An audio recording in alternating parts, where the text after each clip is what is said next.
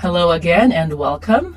So you heard me say GRC a lot in the previous videos, but what is GRC?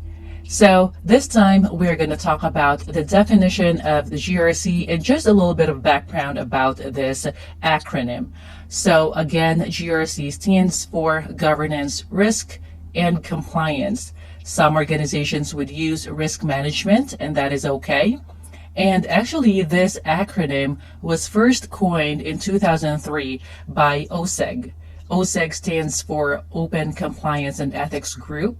That is a nonprofit organization, and they provide very good resources related to GRC, because GRC is not just really for security. GRC is for the overall enterprise, and organizations will use this term, and it is applicable to different divisions or departments of the organization. But since our focus is security GRC, we're just going to talk about the governance, risk management, and compliance of the divisions that can be affected by cyber risks. For example, IT, application development, and cybersecurity itself.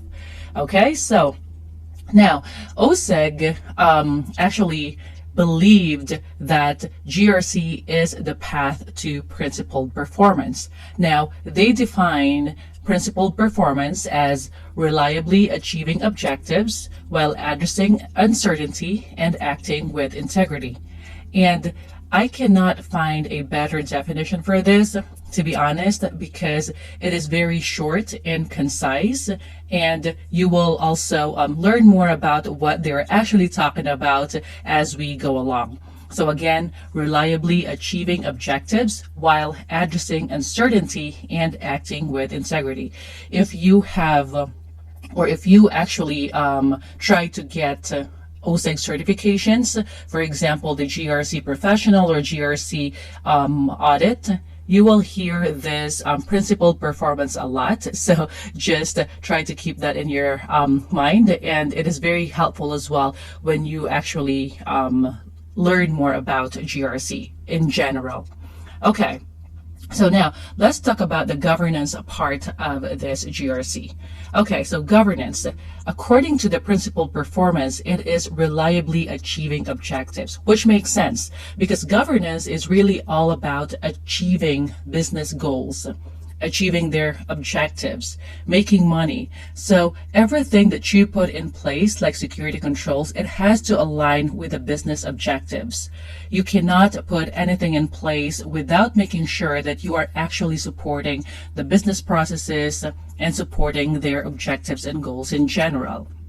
So addressing uncertainty will be the risk management part of the GRC. Why so?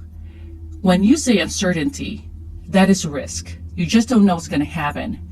Now, risk and opportunities, you will hear that a lot as well in business. So opportunity is actually the positive side and risk is the negative side.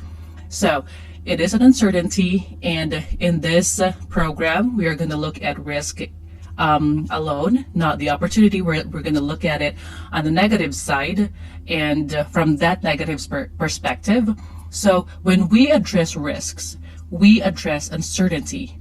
We make sure that we do our best to mitigate the risks so that we can, or the business at least, the organization can achieve their goals, can achieve their objectives to make money. Now, when you say act with integrity, you are actually doing that by saying that, hey, we are going to be compliant with our internal obligations, that is your internal promises. You're saying that you're going to do something and you're going to have to follow through. Or you can also comply with the external mandates. So that's going to be the regulations and some others that you have to comply with so that you can actually say that you are conducting business with integrity.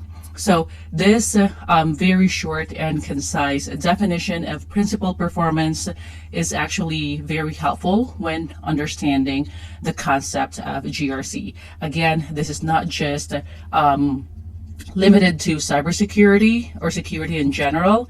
This is more like an enterprise-wide. Okay, so when we look at it closely, we are going to relate GRC just with the security side of things. All right, so that's it for today, and I will see you in the next video.